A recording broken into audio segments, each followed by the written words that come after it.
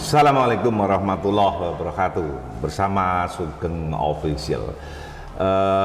Saya sengaja mendatangkan Mas Toto, peternak senior dari Bogor. Kita bincang-bincang masalah harga ayam saat ini. Kita mulai saja Mas Toto. Sekalian silakan perkenalkan Mas Toto. Kita mulai terkait dengan harga ayam saat ini. Mungkin bisa cerita bagaimana proses harga sehingga tercapai sampai dengan saat ini dan harapan-harapannya. Silakan Pak Toto. Terima kasih kepada sahabat saya Bapak Sugeng Wahyudi. Jadi mungkin para pemirsa, saya ingin sedikit memperkenalkan diri dulu. Nama lengkap saya itu Wis Marianto, tetapi supaya lebih mudah biasa dipanggil dengan Pak Toto. Jadi saya tuh dahulu pernah bekerja di salah satu pabrik pakan ternak swasta yang cukup terkenal di Indonesia. Terus kemudian menjadi peternak mandiri sampai saat ini, alhamdulillah. Dan kebetulan dipercaya oleh teman-teman untuk menjabat sebagai ketua asosiasi PPUN.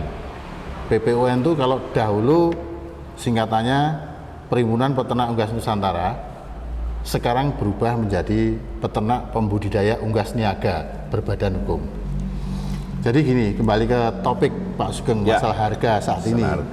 Jadi seperti Pak Sugeng tahu bahwa 4-5 tahun berturut-turut dari tahun 2020 sampai 2024 itu peternak mandiri, peternak rakyat itu banyak yang gulung tikar karena rugi.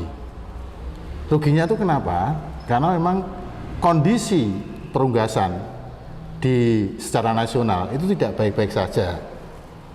Tolok ukurnya apa? Karena rata-rata di tahun-tahun tersebut itu harga jual ayam hidup di kandang yang notabene itu adalah pendapatan utama para peternak rakyat dan mandiri itu berada di bawah harga pokok produksi. Sehingga lagi-lagi banyak peternak yang bertumbangan, bangkrut, bahkan peternak besar pun ada yang bertumbangan juga. Nah, ini sungguh sangat memprihatinkan sebenarnya. Jadi begini Pak Sugeng, kita juga berupaya bertemu dengan pemerintah selaku asosiasi, kita juga berupaya memberikan alternatif solusi kepada pihak pemerintah bagaimana agar peternak rakyat mandiri ini bisa hidup bahkan berkembang. Ya.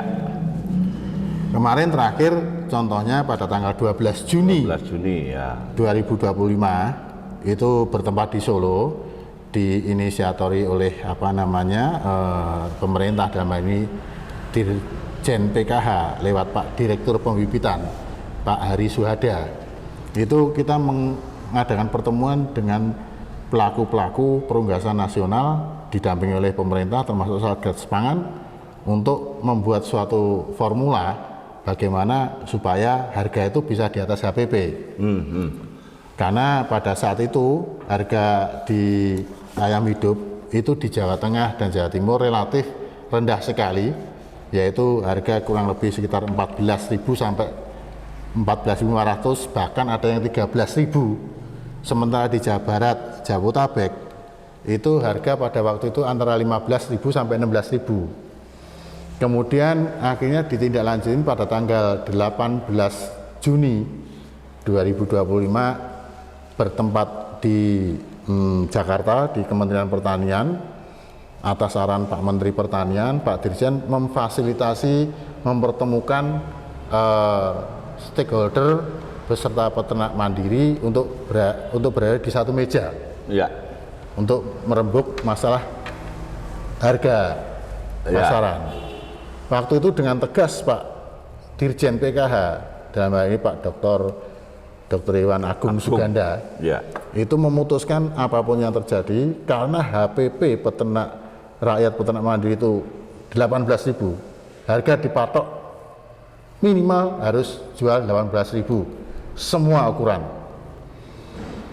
Rupanya itu berdampak yang luas kepada situasi perunggasan. Nah, bayangkan hari itu harga di Jawa Tengah itu 13.000 sampai 14.000. Harga Jabotabek, Jawa Barat di sekitar 15.000 sampai 16.000. Harus berubah menjadi harga 18.000. Sesuatu hal yang sulit untuk bisa diterima. Sebenarnya sulit ya. Ya, tetapi dengan ketegasan Pak Dirjen supaya situasi iklim perunggasan membaik, ya beliau putuskan itu, sudah nggak ada tawar menawar. Karena beliau punya prinsip bahwa kalau peternak rakyat mandiri itu untung, maka peternak besar, apalagi perusahaan terintegrasi itu pasti lebih untung. Sehingga rasanya konyol sekali kalau menolak keputusan itu. Tapi ini 18.000, harga 18.000 terendah itu ayam hidup ya. Ada penolakan nggak dari Ya, para pelaku? Pada saat itu semuanya sepakat, Pak.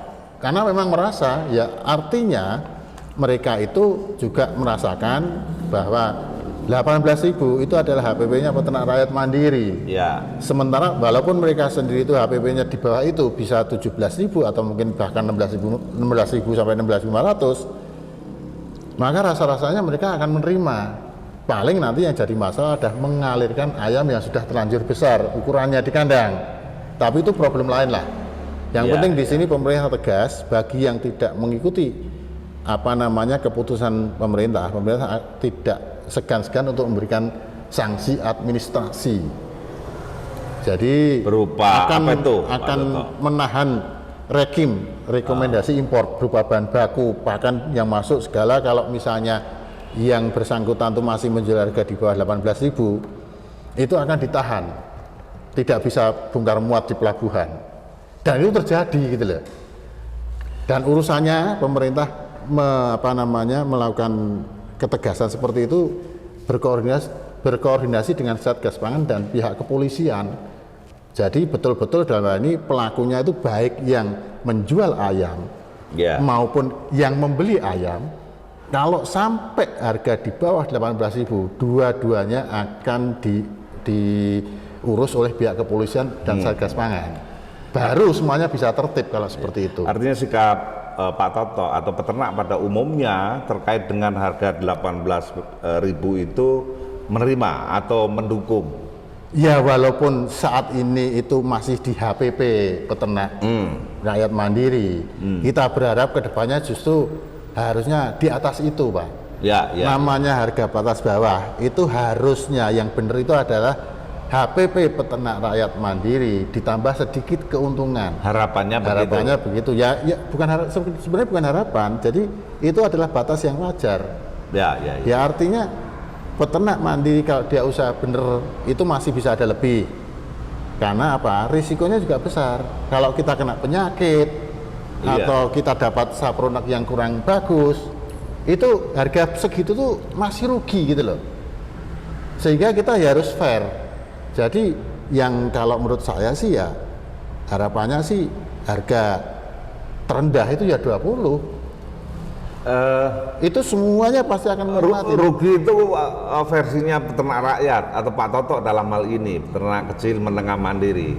Bagaimana kemudian kalau ada masukan ke pemerintah karena pelaku-pelaku yang lain mungkin bisa 17.500 begitu, apa kemudian responnya Mas Toto, kesannya kemudian? Karena itu juga akan mengganggu persaingan di jual beli di kandang. Karena kalau Mas Toto jual 18, kemudian saya 17,5, itu kan pasti ayam saya dulu itu yang diambil oleh pedagang. Gimana itu? Ya jadi gini Pak Sugeng, dimanapun tempatnya, namanya perlindungan usaha itu pasti ditujukan kepada mereka yang lemah, yang kecil ya. Pasti ditujukan pada yang kecil ya. Karena apa? Mereka yang kuat itu nggak usah dilindungin, pasti bisa berjalan dengan sendirinya ya. Jadi dan memang program dari Pak Presiden Prabowo melalui Pak Menteri Amran Sulaiman, beliau itu betul-betul getol untuk pro pada peternak rakyat, peternak mandiri gitu loh. Nah sekarang kalau peternak rakyat mandiri itu untung, sudah jelas-jelas di depan mata, peternak besar dan integrasi itu pasti lebih untung. Jadi sangat konyol rasanya kalau tidak didukung oleh semua pihak gitu loh. Hanya karena keserakahan saja yang bisa menolak hal itu. Artinya penentuan harga yang 18.000 di satu sisi spiritnya layak untuk dihargai, sekaligus juga itu bentuk perlindungan secara tidak langsung, begitu kira-kira Pak Toto? Iya. Itu harapannya begitu, Ya. walaupun peternak sebenarnya juga berkorban. Karena apa? Ya. Harga sebenarnya itu baru batas bawah, baru biaya pokok produksi yang Ya. peternak Ya, ya. belum mendapatkan apa-apa. Betul.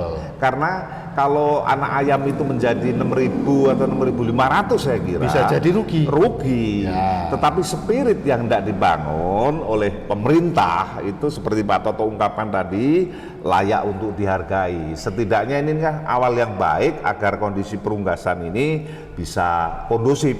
Ya, maka kalau saya lihat, saya kan kebetulan beternak sudah lebih dari 20 tahun Pak. Sudah. Ya, ya, Jadi ya. artinya ini langkah-langkah dan ketegasan pemerintah saat ini betul-betul dipertaruhkan.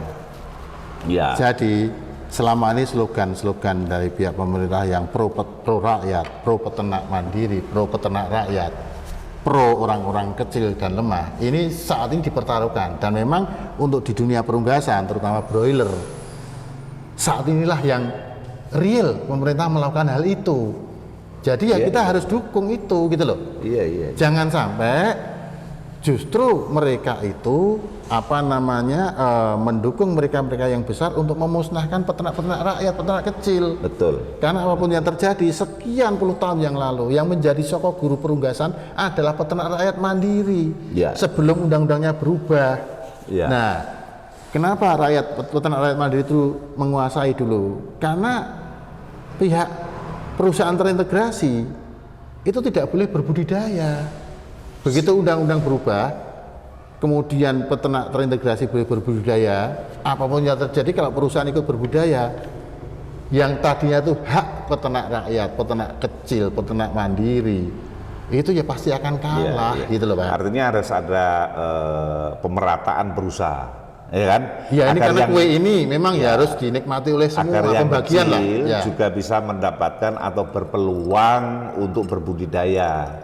Karena sektor peternakan ini masih diperlukan terkait dengan sumber pendapatan dari para pelaku. Ya. Karena kan seperti Mas Toto sendiri kan peternak ini kan memang sebagai sumber pendapatan utama. Ya, Bukan sambilan, Sampingan, ya, kan betul, gitu. betul, betul. Sehingga inilah saya kira pemerintah juga harus memperhitungkan hal semacam itu. Bukan hanya suplai yang berlebih, tetapi juga pemerataan berusaha. Nah, pemerataan berusaha itu harus didukung Ya. juga dengan untuk mendapatkan margin, mendapatkan insentif dari budidaya ini. Maka bisa dimaklumi pemahaman Pak Toto tadi bahwa memang harga ya harus di atas biaya pokok produksi, dan ini awal yang baik untuk memulai keinginan BPUN dan peternak pada umumnya.